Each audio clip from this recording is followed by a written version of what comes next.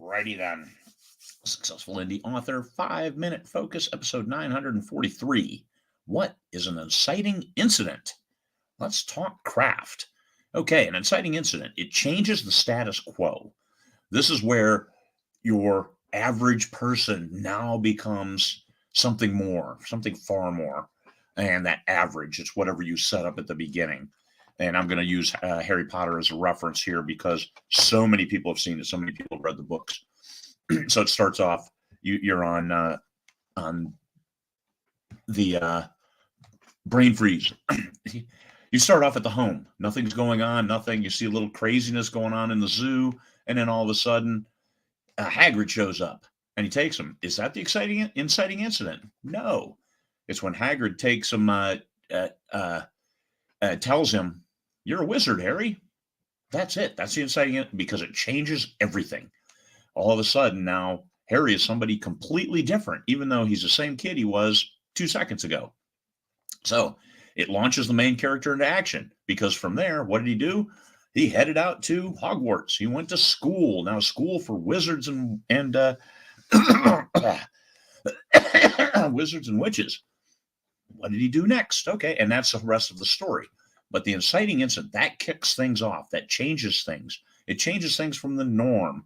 And setting that up, setting the initial part of the story up, it may be a little boring. So the inciting incident might happen pretty darn fast if you don't have other little things to tweak the reader's interest, like the incident in the zoo. Oh, man, how'd that snake get out of there? Oh, wow, you saw the surprise on his face. That's part of it. It's a setup, but it's set up to here's the change, and that change is rather radical and quick. It doesn't happen slowly. Yes, some authors make it slow and work it. Got to hook those readers, and the inciting incident is that big hook. You're a wizard. Oh my God, how would that change your life? What if people put themselves in that situation? Relatability of the character, relatability of that change, that I've got so much more inside of me than just taking out the garbage and walking the dog, even though the dog, there's Stanley, he's back there. That's cool, but it's status quo. What's different?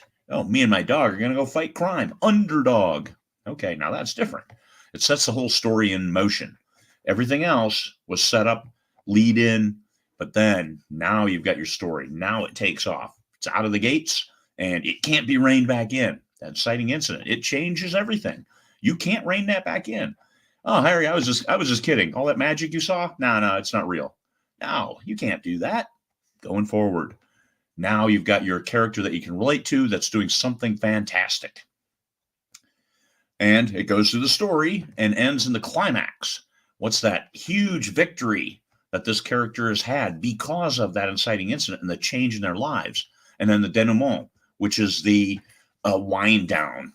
So in Harry Potter, it's, yes, each individual movie had a wind down, but the whole series had the wind down on 7, where all of a sudden they walk away, breaks the wand, and then it's 19 years later and they got their own kids and they're shipping off to Hogwarts. So will there be different inciting incidents? Probably, but their story is done. At that point, they're older, they're gray-haired, little paunch. Hey, happens to all of us, even if you don't want it to. But did you have your inciting incident in your life? Did you do something radically different and it was great and wondrous? And then all of a sudden, hey, you wind it down after the big win, and then the wind down, the denouement. All right, there it is. Inciting. It's very simple. It could be 3 words, but it changes the status quo. It changes what is the norm and turns this character into something that it launches them. It turns them loose. So there you go. Inciting incident. Peace, fellow humans.